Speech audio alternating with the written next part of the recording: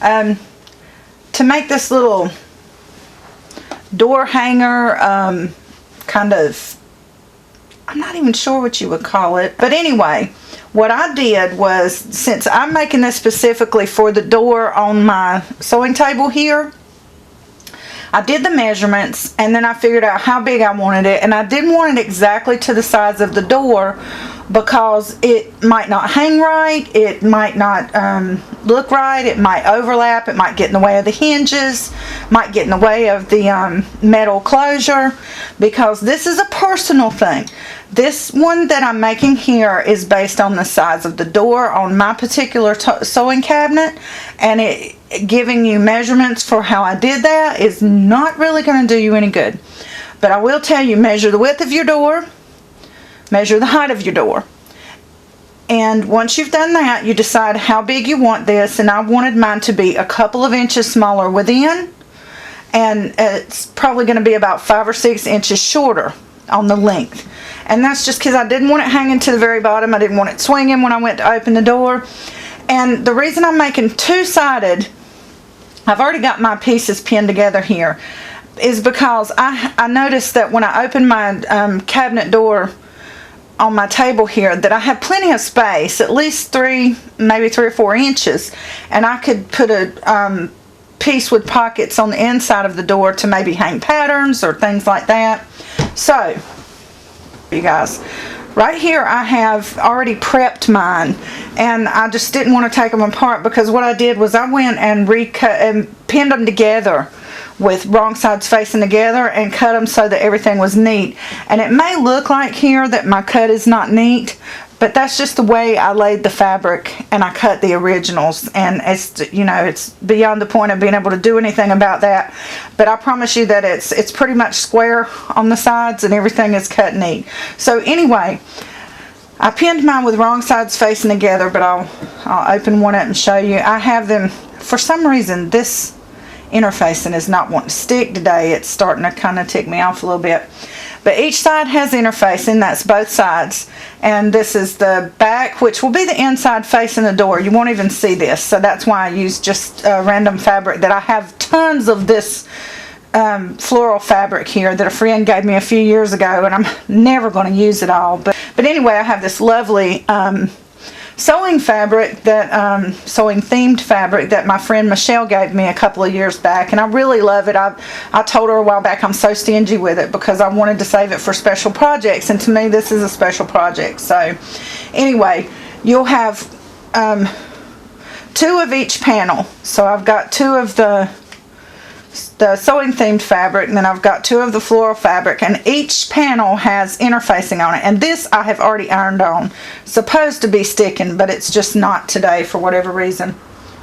And I'm going to keep those pinned together because we're not going to have to do any turning. We're not going to have to do any fancy moves here. This is going to be something that's just convenient for storage.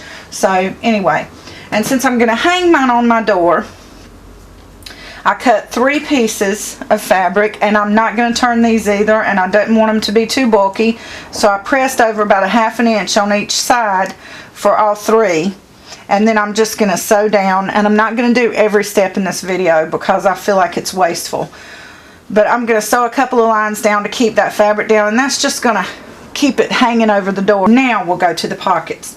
So I just randomly cut out different sizes of pockets, and they are all of them are the width, sorry, of these panels. Let me turn this over. So I've got like short pockets, medium width pockets, and then I've got, see. So now what I need to do is I need to fix up all of my pockets. And like I said, I may not use them all. I also have some, just some bias tape, and it doesn't matter. You know, you can use this kind of, the width and everything is not really going to matter. But what I'm going to do with it is create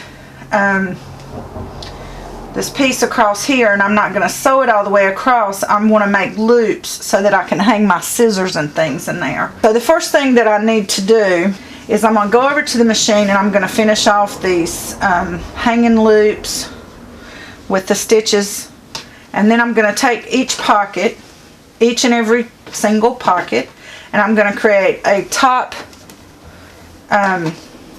finished edge and a bottom finished edge. And we don't need to finish the sides because they go side to side on the pieces here, and that'll be covered up with my finishing stitch. Y'all, I just want to show you what I've done here with all the pockets and the pieces.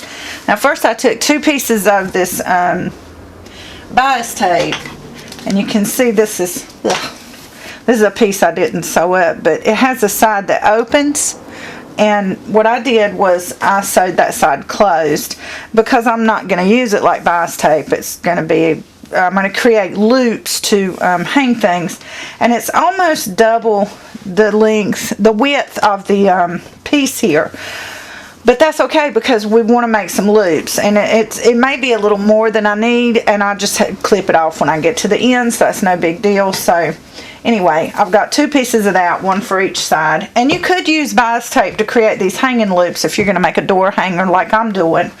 But anyway, I made these because I just, you know, wanted them to match. I don't know, but I took them and I stitched 2 lines to make them nice and neat. And I did that with each piece. I've got 3 loops here to hang. And then the pockets, I pressed, each pocket, I pressed down on the bottom and the top I stitched. I stitched a finishing stitch because that's the opening of the pocket, and you don't want to leave that just pressed or it's going to eventually start to bulge out. And I did that with every pocket. We don't have to go through and see every one of them, but I did the same thing with each and every one of them. Now, what I need to do is figure out where I want to place everything. And I know that I want my loops to be at the top here. And you don't have to worry about seam allowance, because what I'm going to do to finish this up is just pass the tight zigzag stitch around it twice. And that'll hold everything together, and you don't have to turn anything. If that look bothers you bad, gives you diarrhea, whatever your problem is with it, then you can just take some bias tape and add it to it. But I'm really bad at trimming with bias tape, so I don't do it. Every chance I get, I avoid it. So anyway, and what I want to do is get my tools that I'm going to put in here and figure out how big I need to make my loop.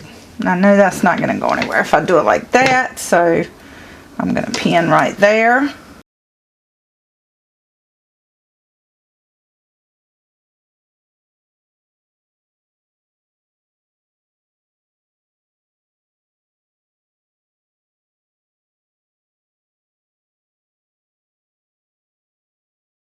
Figure out where I want to put some of my pockets, and I want the smaller pocket at the top because I'm going to put stuff like pins and things like that in there, and I don't want to be digging down in the bottom of this thing for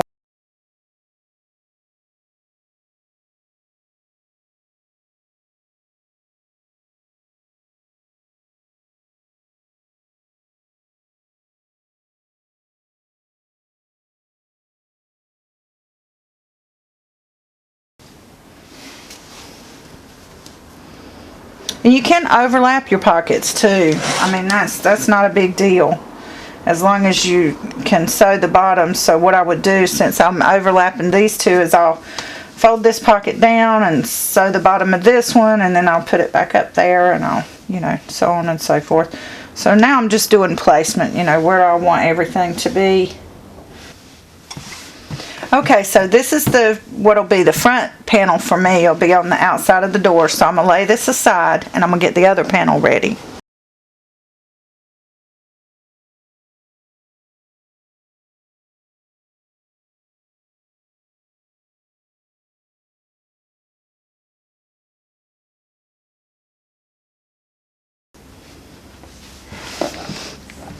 Okay, now for these parts, I will take you guys over to the sewing machine and I'll show you how to do this, because I've got some pockets overlapping and it might get confusing. But all I'm going to do at this point is sew the bottoms of the pockets on.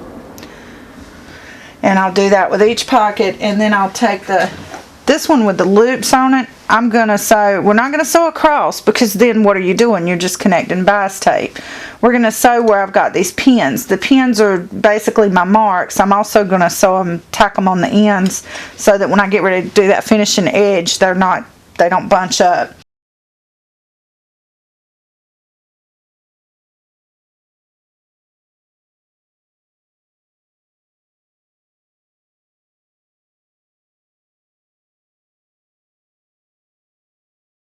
Okay, so I've got everything sewn to both pieces.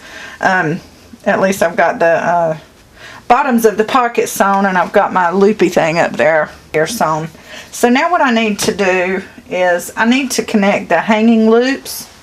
I know it seems like it should be like maybe the last step, but if I'm going to do a zigzag all the way around, it's going to close everything up, and I'm not going to be able to do that. And since this is no turning or anything, you can lay the first one like right on the edge. So I'm going to place it between the two layers, and I'm going to pin it. And I'm doing it about maybe 3/4 of an inch on the inside there.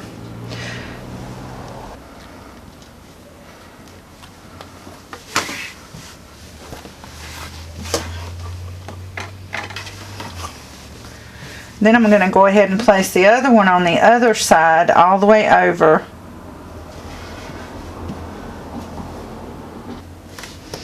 And then from there I can figure out where I want this middle one to go.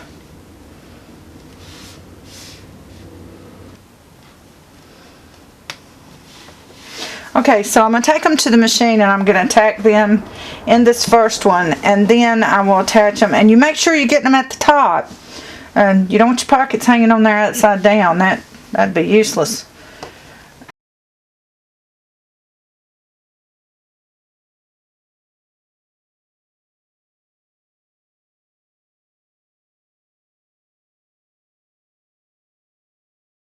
You know what, guys? I rethought what I said, and I actually can go ahead and do the tight zigzag around each one after I get the these attached on the first one. I'm going to go ahead and do that, and on the second one I'm going to do it, but I'm going to leave the top end open. We don't need to tight zigzag across here where we've got our hanging loops, because I mean they're in there. So I'm going to do my tight zigzag all the way across, all the way around the three sides of this one, around the three sides of the second one, then I'll attach the second one to the first one.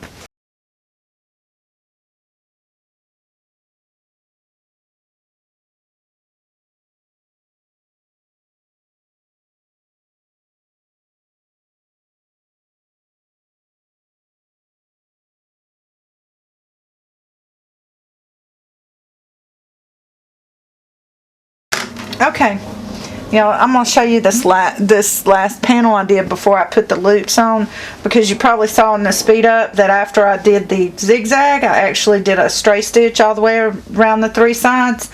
And that's just because with sewing stuff like this, my sewing is almost always a little off. So it wasn't attaching the pockets the way that I wanted it to, and so I just added that straight stitch.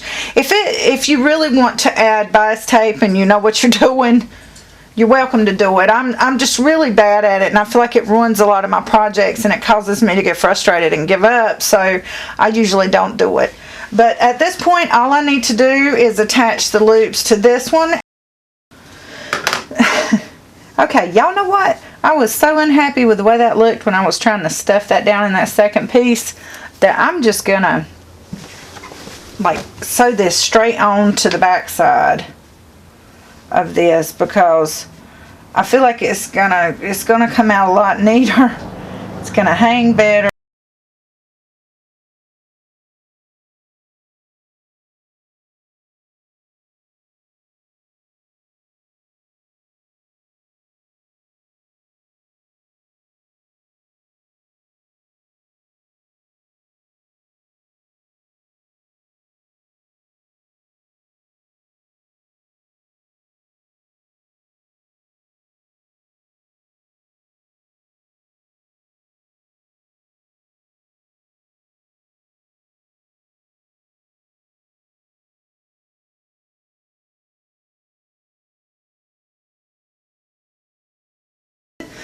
So anyway, that's it. I hope you guys enjoyed this little tutorial. Peace, y'all. Bye-bye.